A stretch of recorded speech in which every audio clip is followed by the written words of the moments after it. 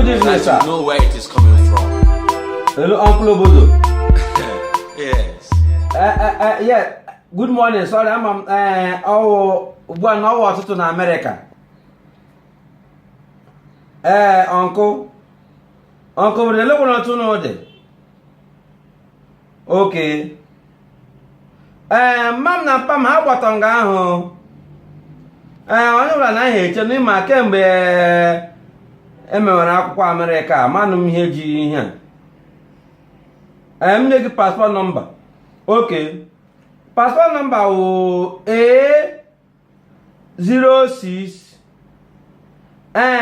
all the same thing mmanụ mgbe niile gị tinye gị passport number and 1 week ya eme expire kemgbe emere nụ na emere kemgbe amama mgbe niile kwa mkpọkwa gị si passport number ịghọta ihe akwa anyị emegidekwala ihe passport number passport ka ya eme expire emere m ka ọhụrụ elekwana ihe ji m ya bịabịakwa na Amerịka maka na ndị village na anọ m na village agagharịrị m agagharị ịghọtara so enwere nga m nọ anọ m na port na m gawa Libya nakwa na aga Libya gị megị ọwa ịchọga igbu m de Amerịka nụ akwa Amerịka ka ekwere ala resi n'ala ndị ga-ego ihe niile ka ị mere m akwụkwọ m abịawa na Amerịka nụ na-enwere new president Trump ahụ anyị ga ahụ ya nga na ọbanịrị pepụ ọbanịrị nụ m na ọnkle esonụ m esom na ndị ọbanịrị akwụkwọ taa ka emekwara m Bush nọ nga ga-esi m na enwe otu m ga-esi epi ọhịa ọbama abata ma eche n'ụsọ otu ọbama wụ onye ojii na ya otu m ga-esi agafete gịsi m mba na enwere ka Amerịka dị ugbu a na oyi na ọtụga ọkụ biko hit megara na Naijiria anyị nọ biko onye ahụ mebe ọtụọ mena gị biko ka ọ tụọ mena gị ọnkụ biko passport number ọnkụ passport a naghị eme expire ọnkụ biko passport ka m ga na-eme ego passport a sef ya na m ji aga zụrụ ọkada ama agbaala moto by now ibe m ndị gbakọta ọkada m gama ga-ese picho na Shoprite sendara ndị village na-arụgbugo ha gwa na anọ m n'ala bekee otu esi mmadụ ajọ m sị m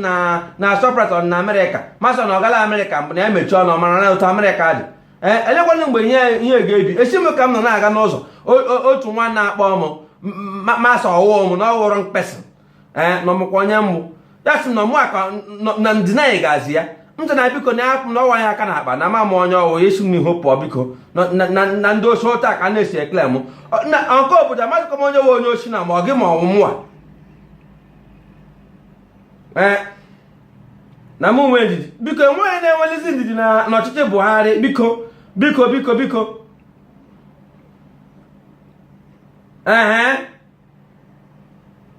na m gawakwa n'ebe Amerịka ka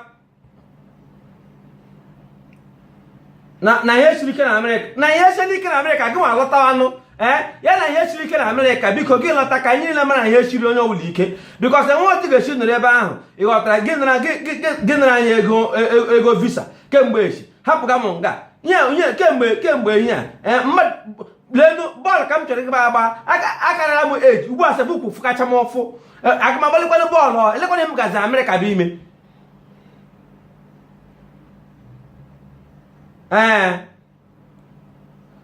ị ga-akpọtara m nwaanyị onye ọcha m ga-alụ